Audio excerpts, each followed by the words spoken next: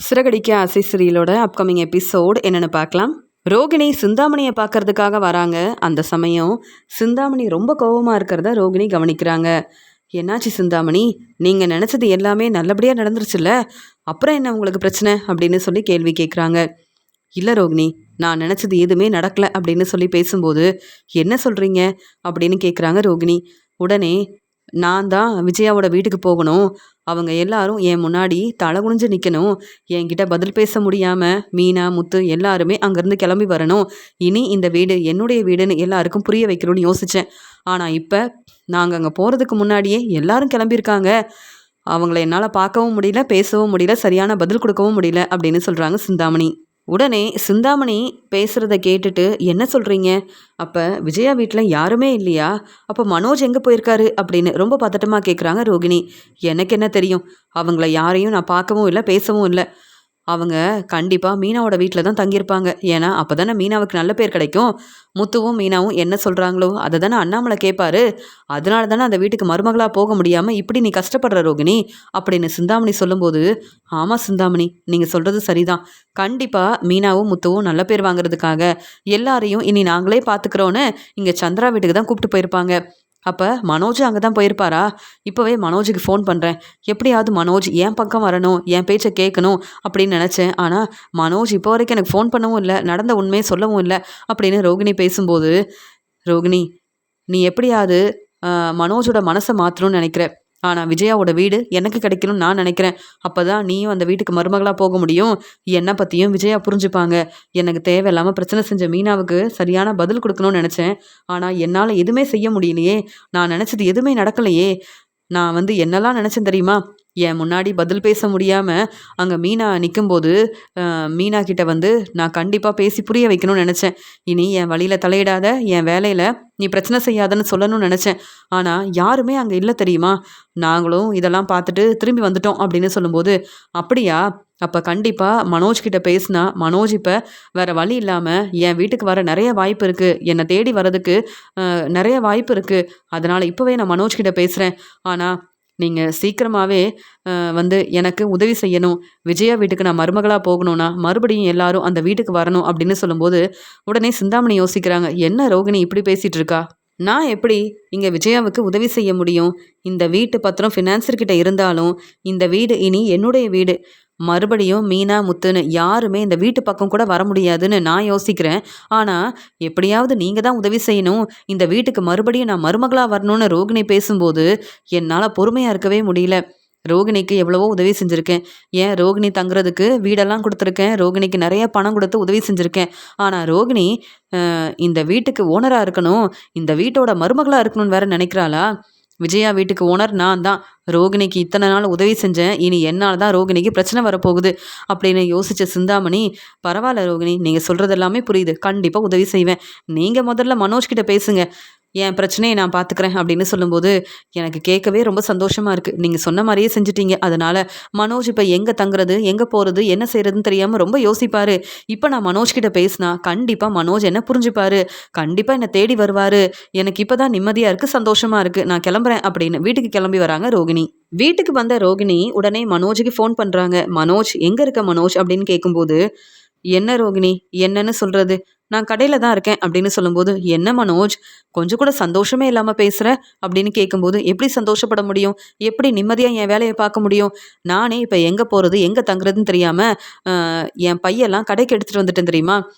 இங்கே என் அப்பா சந்திராவோட வீட்டுக்கு கிளம்பிட்டாங்க, என் அம்மா இங்கே சுதாவோட வீட்டுக்கு கிளம்பிட்டாங்க. ஆனால் என்னை பற்றி யாருமே யோசிக்கல. நான் எங்கே போனாலும் அவங்களுக்கு கவலையும் இல்லை. அதனால் என் துணியெல்லாம் எடுத்துகிட்டு வந்துட்டேன். சரியாக சாப்பிடக்கூட இல்லை ரோகிணி, இனி நான் கடையில் தான் தங்க போகிறேன் அப்படின்னு சொல்லும்போது, என்ன மனோஜ், நமக்குன்னு வீடெல்லாம் இருக்கும்போது நீ எதுக்கு கடையில் தங்கணும்? உன்னை பார்த்துக்கிறதுக்காக நான் இருக்கேன். உனக்காக நான் சமைச்சு கொடுப்பேன், உன்னை ரொம்ப நல்லபடியாக பார்த்துப்பேன், உனக்காகவே நான் கண்டிப்பாக சமைச்சு கொடுப்பேன். கண்டிப்பாக நீ நம்ம வீட்டுக்கு தான் வரணும். நீ எதுக்காக இவ்வளோ கஷ்டப்படணும்? ஏன் மீனாவோட வீட்டுக்கு போயிருக்கலாம்ல, இல்லை ஸ்ருதியோட வீட்டுக்கு போயிருக்கலாமே அப்படின்னு கேள்வி கேட்குறாங்க ரோகிணி. அது எப்படி போக முடியும்? அவங்க கூப்பிட்டா தானே போக முடியும். ஸ்ருதியும் என்னை கண்டுக்கல, மீனாவும் என்னை கண்டுக்கல.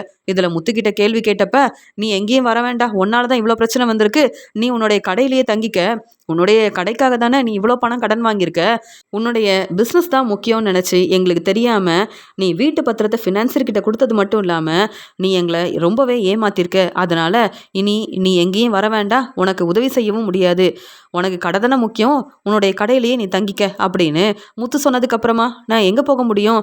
அதான் பேசாமல் எனக்கு இங்கேயே தங்குறதுக்கு எல்லா ஏற்பாடையும் செய்யுங்கன்னு என் ஃப்ரெண்டு சந்தோஷ் கிட்ட சொல்லியிருக்கேன். நான் வேறு எங்கே போக முடியும்? நீ மட்டும்தான் என் மேலே உண்மையாகவே அக்கறை வச்சுருக்கேன்னு இப்போ நான் தெளிவாக புரிஞ்சுக்கிட்டேன். நல்ல வேலை நீயாவது எனக்கு ஃபோன் பண்ணியே. என் அம்மா ஸ்ருதி வீட்டில் இருக்காங்க, ஆனால் எனக்கு ஃபோன் பண்ணுறதும் இல்லை, பேசுகிறதும் இல்லை. நான் சாப்பிட்டேனான்னு கூட யாருமே கேட்க மாட்டேங்கிறாங்க. அதனால் நான் யார்கிட்டேயும் பேசாமல் கடையில் தான் இருக்கேன் அப்படின்னு சொல்லும்போது, பரவாயில்ல, இதுதான் சரியான சமயம். இப்போ மனோஜ் கிட்ட அக்கறையாக பேசினா மனோஜ் என்ன புரிஞ்சுப்பாரு அப்படின்னு ரொம்ப சந்தோஷமாக ரோகிணி சொல்கிறாங்க. மனோஜ், பரவாயில்ல மனோஜ், அவங்க உன்னை பற்றி புரிஞ்சுக்க வேண்டாம், உனக்காக சப்போர்ட் பண்ண வேண்டாம், ஆனால் உனக்காக உதவி செய்ய சப்போர்ட் பண்ண நான் இருக்கேன். நீ கடையில் தங்கவே வேண்டாம், நான் உன்னுடைய மனைவி தானே, என் பேச்சை நீ கேட்பல்ல, நான் சொல்கிற இடத்துக்கு வந்துரு, நம்ம வீட்டில் தான் நீ தங்கணும், உன்னை பார்த்துக்கிறதுக்கு நாங்கள் எல்லாரும் இருக்கோம், அது எப்படி நீ சரியாக சாப்பிடாம கடையில் தங்க முடியும் அப்படின்னு ரோகிணி சொல்லும்போது மனோஜ் ரொம்ப சந்தோஷப்படுறாரு. ரோகிணி, நீ உண்மையாக தான் சொல்கிறியான்னு கேட்கும்போது, மனோஜ் நீயே யோசிச்சு சீக்கிரமாக நம்ம வீட்டுக்கு கிளம்பி வா, இப்போவும் உங்கள் அம்மா கிட்ட கேட்க வேண்டாம்ல, உங்கள் அம்மா பேச்சை நீ கேட்க மாட்டல அப்படின்னு சொல்கிறாங்க ரோகிணி. அது எப்படி கேட்க முடியும்? எங்கள் அம்மா தான் என்னை கண்டுக்கவே இல்லையே, என்னால் தான் பிரச்சனை வருதுன்னு முத்துவும் மீனாவும் சொல்லும்போது என் அம்மா ரொம்ப அமைதியாக இருந்தாங்க. இனி என் அம்மா பேச்சை எப்படி என்னால் கேட்க முடியும்? அதனால் இந்த கடையை நான் ஆரம்பிக்கிறதுக்கு காரணமே நீ தான். நீ சொன்ன யோசனையில் தான் இந்த பிஸ்னஸை ஆரம்பித்தேன். இனி அதே மாதிரி என் அம்மா பேச்சை என்றைக்கு நான் கேட்க போகிறதில்ல. நான் யோசித்து ஒரு நல்ல முடிவாக எடுக்கிறேன். சீக்கிரமாக நம்ம வீட்டுக்கு நான் வருவேன் அப்படின்னு சொல்லிட்டு ஃபோனை வைக்கிறாரு மனோஜ். மனோஜ் இப்படி பேசுனதை கேட்டு ரோகிணி ரொம்ப சந்தோஷமாக இருக்காங்க. பரவாயில்ல, விஜயாத்த பேச்சை இனி மனோஜ் கேட்கவே மாட்டேன்னு சொன்னதை கேட்டு எனக்கு உண்மையாகவே ரொம்ப சந்தோஷமாக இருக்குது, நிம்மதியாக இருக்குது. மனோஜ் கண்டிப்பாக நம்ம வீட்டுக்கு வருவாருன்னு ரொம்ப சந்தோஷமாக இருக்கிறாங்க ரோகிணி. இங்கே மனோஜ் யோசிக்கிறாரு. ரோகிணி அக்கறையாக நம்ம எங்கே தங்கியிருக்கோன்னு கேட்டு உதவி செய்யணும்னு நினைக்கிறாங்க. ஆனால் ரோகிணி செய்கிற உதவியை யாருமே புரிஞ்சிக்க மாட்டாங்க. ரோகிணி மட்டும் உதவி செய்யலைன்னா நான் வெளியில் வந்திருக்கவே முடியாது, வீட்டுக்கு வந்திருக்கவே முடியாது, எவ்வளோ கஷ்டப்பட்டிருப்பேன். ஆனால் இப்போ கூட அம்மா ரோகிணியை புரிஞ்சிக்காமல், ரோகிணியை மருமகளாக ஏற்றுக்காமல், கண்டுக்காமல் இருக்காங்கன்னா என்னையும் யாரும் புரிஞ்சிக்கலையே. பேசாமல் ரோகிணி வீட்டுக்கு கிளம்பி போனால் ரோகிணி நமக்காக சமைச்சு கொடுப்பாங்க. ரோகிணி வீட்டில் நிம்மதியாக வசதியாக இருக்கலாம். ஆனால் இங்கே கடையில் தங்கினா எப்படி சரியாக சாப்பிட முடியல, நான் இந்த கடைக்கு ஓனராக இருக்கேன், எவ்வளோ பெரிய பிஸ்னஸ் செய்கிறேன், நான் எப்படி கடையில் தங்க முடியும் அப்படின்னு ரோகிணி பேசுகிறதெல்லாம் நினச்சி பார்த்து மனோஜும் யோசிக்க ஆரம்பிக்கிறாரு. ரோகிணி மீனா முத்து மேலே ரொம்ப கோபமாக இருக்காங்க. ஏன் அண்ணாமலை மாமாவை மீனா அவங்க வீட்டுக்கு கூப்பிட்டு போகும்போது முத்துவும் மீனாவும் ஏன் மனோஜை மட்டும் கண்டுக்கவே இல்லை? எப்போ பார்த்தாலும் எல்லார்கிட்டையும் நல்ல பேர் வாங்கணும்னு நினைக்கிற மீனாவுக்கு சரியான பதில் கொடுக்கணும். பாவம் மனோஜ் எங்கே போகிறதுன்னு தெரியாமல் கடையில் தங்கியிருக்காரு. இதுக்கெல்லாம் காரணம் முத்துவும் மீனாவும் தானே. எப்போ பார்த்தாலும் வீட்டில் இருக்க எல்லாரும் முத்து மீனா பேச்சு தான் கேட்குறாங்கன்னா மீனாவுக்கு இப்போ பெரிய வாய்ப்பு கிடச்சிருச்சு. அதான் சிந்தாமணிக்கே பிரச்சனை செய்கிறாங்க. அது மட்டும் இல்லாமல் பூக்கடைக்கு வேற ஓனர் ஆயிட்டாங்க மீனா. பெரிய பெரிய பூ ஆர்டர் கிடைக்குது, மாலை ஆர்டர் எடுத்து செய்கிறாங்க, டெக்கரேஷன் ஆர்டர் எடுத்து செய்கிறாங்க. அதனால் மீனாவுக்கு கிடைக்க வேண்டிய மதிப்பு மரியாதை அந்த வீட்டில் கிடைக்குது. மீனா பேச்சை எல்லாரும் கேட்குறாங்க. என்னை பற்றியும் யாரும் யோசிக்கிறதில்ல, என் வாழ்க்கையை பற்றியும் யாரும் யோசிக்கிறதில்லன்னு பார்த்தா இப்போ மனோஜையும் யாரும் கண்டுக்க மாட்டேங்கிறாங்கன்னா இந்த பிரச்சனைக்கெல்லாம் காரணம் மீனாவும் முத்துவும் மட்டும்தான். இவங்களுக்கு ஏதாவது பிரச்சனை செய்யணுமே, சரியான பதில் கொடுக்கணுமே, என்ன செய்யறது? இப்போ மனோஜ் மனசு மாறிட்டாரு, என் பக்கம்தான் பேசுகிறாரு. இங்கே விஜயா பேச்சை இனி மனோஜ் கேட்கவே மாட்டாருன்னு எனக்கு தெரியும். ஆனால் இங்கே மீனாவுக்கும் முத்துவுக்கும் சரியான பதில் கொடுத்தாதான் நானும் சந்தோஷமாக இருக்க முடியும். மீனா முத்துவை இப்போ கையில் பிடிக்கவே முடியாது அப்படின்னு பேசி யோசிக்கும்போது இங்கே வீட்டு பத்திரம் இன்னும் கிடைக்கவே இல்லை. அதுக்குள்ளே மீனா பேச்சு தான் எல்லாரும் கேட்குறாங்கல்ல அப்படின்னு மீனா மேலே ரொம்பவே கோபமாக இருக்காங்க ரோகிணி. அந்த சமயம் ரோகிணி ரொம்ப யோசிக்கிறத ரோகிணியோட அம்மா கவனிக்கிறாங்க. கல்யாணி, எப்போ வந்த? என்ன ரொம்ப யோசிக்கிற? சாப்பாடெல்லாம் எடுத்துகிட்டு வரட்டுமா அப்படின்னு கேட்கும்போது, அம்மா நான் என்ன யோசிக்கிறேன்னு தெரியாமல் கேள்வி கேட்காதீங்க, மீனா முத்துவை பற்றி தான் யோசிக்கிறேன்னு சொல்லும்போது, ஏன் மீனா முத்துக்கிட்ட மன்னிப்பு கேட்டு எப்படியாவது உங்கள் வீட்டுக்கு மருமகளாக போகணும் அப்படின்னு யோசிக்கிறியா? அப்படின்னு யோசிச்சேன்னா அது எல்லாமே சரிதான் அப்படின்னு சொல்கிறாங்க. என்னது, மீனா முத்துக்கிட்ட மன்னிப்பு கேட்கணுமா? எதுக்குமா? வீட்டில் உள்ள எல்லாரும் ஏற்கனவே மீனா முத்துவுக்கு ரொம்பவே சப்போர்ட் பண்ணுறாங்க. இதெல்லாம் பார்த்துட்டு என்னால் பொறுமையாக இருக்கவே முடியல. என்ன செய்யன்னு யோசிக்கிறேன். இதில் மீனா முத்துக்கிட்ட நான் வந்து மன்னிப்பு கேட்கணுமா? எந்த அவசியமும் இல்லை. மனோஜ் இப்போ என் பக்கம்தான் இருக்காரு. என்கிட்ட அவ்வளோ சந்தோஷமாக மனோஜ் பேசுகிறாரு. மனோஜ் மனசு மாறிட்டாரு. அப்புறம் எதுக்காக மீனா முத்துக்கிட்ட உதவி கேட்கணும், மன்னிப்பு கேட்கணும்? எந்த அவசியமும் இல்லை. இப்போ வீட்டில் இருக்க எல்லாரும் மீனா பேச்சை கேட்குறாங்க. ஏன் தெரியுமா? இப்போ என் மாமியார் வீட்டில் யாருமே இல்லையே. விஜயாவா இருக்கட்டும், அண்ணாமலையா இருக்கட்டும், என்னை மருமகளாக ஏற்றுக்க போகிறதே இல்லைன்னு பேசுனாங்கல்ல, அதான் இப்போ நல்லா அனுபவிக்கிறாங்க. சிந்தாமணியால் இப்போ மீனா, முத்துன்னு எல்லாருமே இப்போ யாருமே விஜயா வீட்டில் இல்லை. அண்ணாமலை மாமா மீனா வீட்டில் இருக்காங்க. இங்கே விஜயாத்த ஸ்ருதி வீட்டில் இருக்காங்க. பார்த்தீங்களா? குடும்பத்தில் உள்ள எல்லாரும் ஒத்துமையாக இருக்கணும்னு பேசிகிட்டு இருந்த அண்ணாமலை இப்போ தனியாக இருக்காரு. அதனால் இப்படி ஒரு பிரச்சனை வந்தால் தானே என்னை பற்றி யோசிக்க ஆரம்பிப்பாங்க அப்படின்னு சொல்லும்போது, என்ன பேசுகிற கல்யாணி? சிந்தாமணி இவ்வளோ பிரச்சனை செஞ்சுருக்காங்களா? நீ தான் வந்து பொறுப்பான மருமகளாக இருந்து இந்த பிரச்சனையெல்லாம் சமாளிக்கணும். ஆனால் இதெல்லாம் பார்த்து நீ சந்தோஷப்படுற அப்படின்னு கேட்குறாங்க ரோகிணியோட அம்மா. எதுக்குமா நான் வந்து இந்த பிரச்சனையை சமாளிக்கணும்? இப்படி ஒரு பிரச்சனை வந்ததால தான் மனோஜ் மனசு மாறி இருக்காரு. என்னை தேடி வரேன்னு சொல்லியிருக்காரு. நம்ம வீட்டுக்கு மனோஜ் வரப்போறாரு. என்னை மட்டும் மனோஜ் ஏற்றுக்க போகிறது இல்லைம்மா, என் பையன் கிருஷியும் ஏற்றுக்க போகிறாரு. அப்புறம் என்ன, என்னைக்குமே மனோஜ் என் பக்கம்தான் இருப்பார், எனக்கு தான் சப்போர்ட் பண்ணுவார். இனி மனோஜ் விஜயா பேச்சை கேட்க போகிறதே இல்லைன்னு சந்தோஷமாக இருக்கும்போது நீங்கள் ஏம்மா எப்போ பார்த்தாலும் மீனா முத்துவுக்கு சப்போர்ட் பண்ணி பேசுகிறீங்க? நீங்கள் இப்போ என் வீட்டில் இருக்கீங்க, என் பேச்சை கேட்கணும். ஆனால் நீங்கள் இப்போ கூட அண்ணாமலை மாதிரி மீனாவுக்கும் முத்துவுக்கும் சப்போர்ட் பண்ணுறீங்க. இப்போ என் மாமியாரை பற்றியும் யோசிக்க போகிறதில்ல, என் மாமனாரை பற்றியும் யோசிக்க போகிறதில்ல. எனக்கு என்னுடைய வாழ்க்கை முக்கியம். என் வாழ்க்கை எப்பயுமே சந்தோஷமாக இருக்கணும்னு நினச்ச மாதிரியே எல்லாம் நல்லபடியாக நடக்குது. சீக்கிரமாகவே மனோஜ் என்னுடைய வீட்டுக்கு வந்துட்டாருன்னா அப்புறம் என்றைக்குமே அண்ணாமலை, விஜயா யாருமே மனோஜ் கிட்ட பேசவும் முடியாது. நான் பேச விடவும் மாட்டேன். நான் நினச்சது நல்லபடியாக நடக்க போகுதுன்னு சந்தோஷமாக பேசுகிறாங்க ரோகிணி. அந்த சமயம் ரோகிணியோட அம்மா ரொம்ப கோவமாக ரோகிணி கிட்ட பேசுகிறாங்க. என்ன ரோகிணி இதெல்லாம்? நீ இப்படி வந்து பேசுவேன்னு யோசிக்கவே இல்லை. அவங்க எல்லாரும் ரொம்ப கஷ்டப்படுறாங்க. சிந்தாமணி இவ்வளோ பெரிய பிரச்சனை செய்வாங்கன்னு யோசிக்கல. நமக்காக வீடெல்லாம் ஏற்பாடு பண்ணி கொடுத்துருக்காங்க. அவங்க ரொம்பவே நல்லவங்கன்னு நினச்சேன். மீனா மேலே உள்ள கோவத்தில் சிந்தாமணி இப்படி செய்கிறாங்கன்னா, நீ விஜயா வீட்டு மருமகளாக இருந்து சிந்தாமணிக்கிட்ட மீனாவுக்காக சப்போர்ட் பண்ணி பேசியிருக்கணும். ஆனால் நீ இப்போ உன்னுடைய மாமியார் வீட்டில் எல்லாரும் கஷ்டப்படுறத பார்த்து சந்தோஷப்படுற. இதெல்லாம் சரியே இல்லை அப்படின்னு சொல்லும்போது, அம்மா என்னம்மா நீங்கள் இப்படிலாம் பேசுகிறீங்க? அது மட்டும் இல்லை, இப்போ சிந்தாமணிக்கிட்ட வந்து நான் பேச போகிறேன். மீனாவுக்கு இப்போ பூக்கடை இருக்குது, நல்ல வருமானம் வருது. அதனால தானே மீனாவுக்கு எல்லாருமே சப்போர்ட் பண்ணுறாங்க. மீனாவுக்கு இந்த பூக்கடை இல்லைன்னா அப்புறம் மீனாவுக்கு எந்த வருமானமும் வராது. ஏன் முத்து கூட மீனாவுக்கு தர வேண்டிய மதிப்பு மரியாதையை தரமாட்டார். அதனால் மீனாவுக்கு பிரச்சனை செய்கிறதுக்கு நான் என்ன செய்கிறதுன்னு யோசிக்கிறது மட்டும் இல்லாமல் இங்கே சிந்தாமணிக்கிட்டேயும் உதவி கேட்க போகிறேன் அப்படின்னு சொல்லும்போது, வேண்டாம் ரோகிணி, இப்படிலாம் நீ செய்ய வேண்டாம் அப்படின்னு சொல்லும்போது, அம்மா நீங்கள் அமைதியாக இருங்க அப்படின்னு சொல்லிட்டு உடனே ரோகிணி வந்து சிந்தாமணிக்கு ஃபோன் பண்ணுறாங்க. சிந்தாமணி ஏற்கனவே ரோகிணி மேலே ரொம்ப கோபமாக இருந்ததால் எதுக்கு இந்த ரோகிணி ஃபோன் பண்ணுறாங்க, நான் நினச்சது எதுவுமே நடக்கலைன்னு நானே யோசிக்கும்போது இப்போ ரோகிணி எதுக்கு ஃபோன் பண்ணுறாங்கன்னு ஒன்றுமே புரியலையே அப்படின்னு யோசிக்கும்போது மறுபடியும் இங்கே ரோகிணி ஃபோன் பண்ண உடனே, என்ன ரோகிணி எதுக்கு அப்பப்போ ஃபோன் பண்ணிக்கிட்டே இருக்கீங்கன்னு கேட்கும்போது, இல்லை மீனாவோட பூக்கடையில் ஏதாவது பிரச்சனை செய்யணும், ஆனால் என்ன செய்கிறதுன்னு ஒன்றுமே புரியல, அதான் உங்களுக்கு ஃபோன் பண்ணேன் அப்படின்னு சொல்லும்போது, என்ன செய்யணும்னு நினைக்கிறீங்கன்னு கேட்கும்போது, ஏற்கனவே மீனா எங்கள் வீட்டு பக்கத்தில் பூக்கடை ஆரம்பிச்சிருந்தாங்க.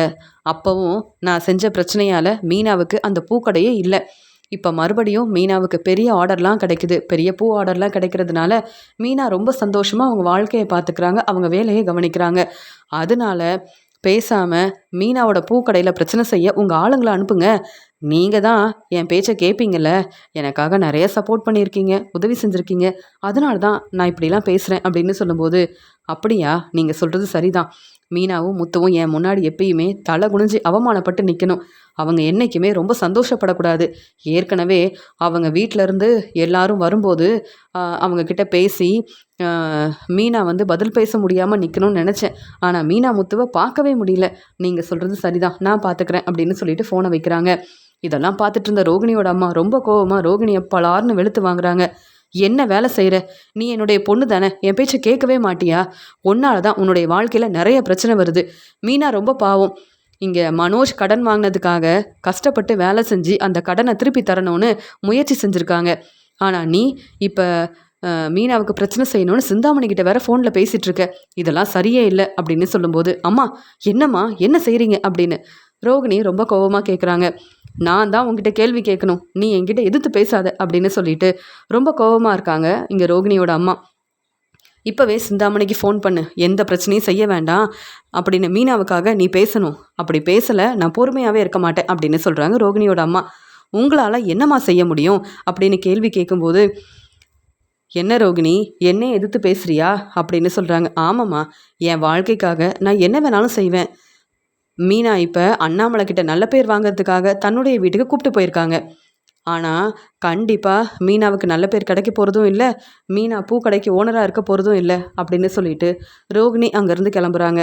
அந்த சமயம் ரோகிணியோட அம்மா யோசிக்கிறாங்க, ரோகிணி திருந்தவே மாட்டா, ரோகிணி என்ன சொன்னாலும் சிந்தாமணி சரின்னு வேற சொல்கிறாங்க, இப்படி செய்ய வேண்டான்னு சொல்ல மாட்டேங்கிறாங்கல்ல, அதனால் ரோகிணிக்கு மட்டும் இல்லை சிந்தாமணிக்கும் நம்ம சரியான பாடம் புகட்டணும். என்ன செய்கிறது, எப்படியாவது மீனாவுக்கு தான் சப்போர்ட் பண்ணணும், உதவி செய்யணும். பேசாமல் போலீஸ்கிட்ட உதவி கேட்கலாமா? ரோகிணி என்னுடைய பொண்ணு, ரோகிணியோட வாழ்க்கையை நினச்சி நான் எவ்வளவோ மனசு வேதனைப்படுறேன்.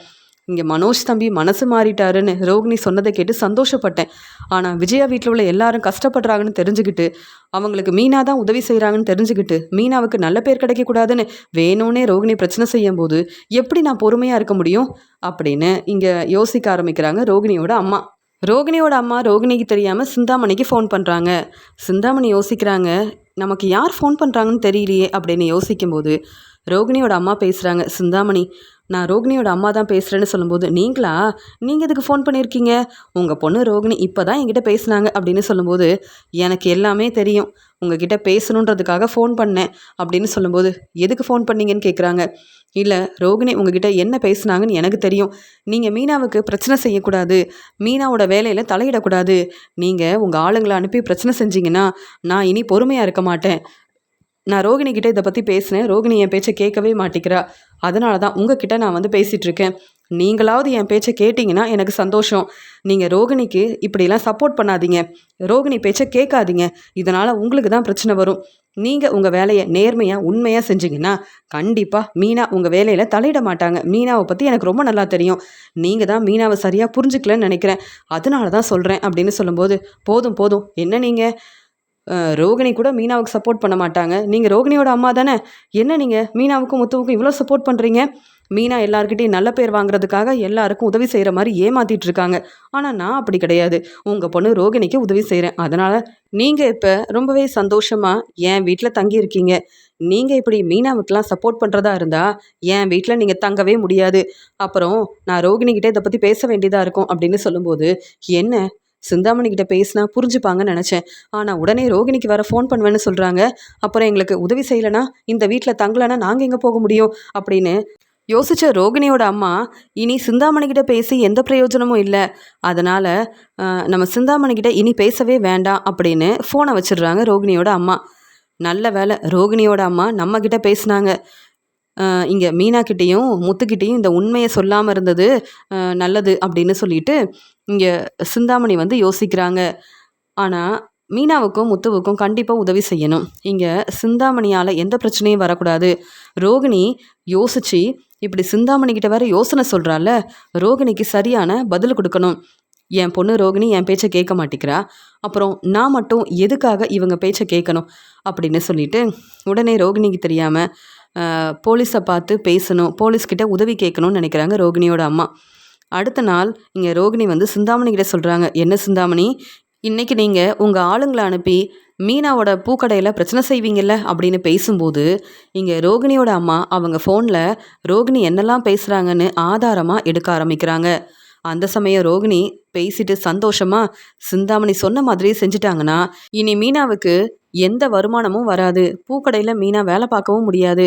அப்புறம் மீனா என்ன செய்கிறாங்கன்னு நான் பார்க்க தானே போகிறேன், கண்டிப்பாக விஜயாத்தை மீனாவை மருமகளாக ஏற்றுக்கவே கூடாது, அதுக்காக நான் என்ன வேணாலும் செய்வேன் அப்படின்னு ரொம்ப சந்தோஷமாக பேசிகிட்டு இருக்காங்க. எல்லாத்தையும் ஆதாரமாக தன்னுடைய ஃபோனில் எடுத்த ரோகிணியோட அம்மா உடனே போலீஸ்கிட்ட உதவி கேட்கறதுக்காக கிளம்புறாங்க.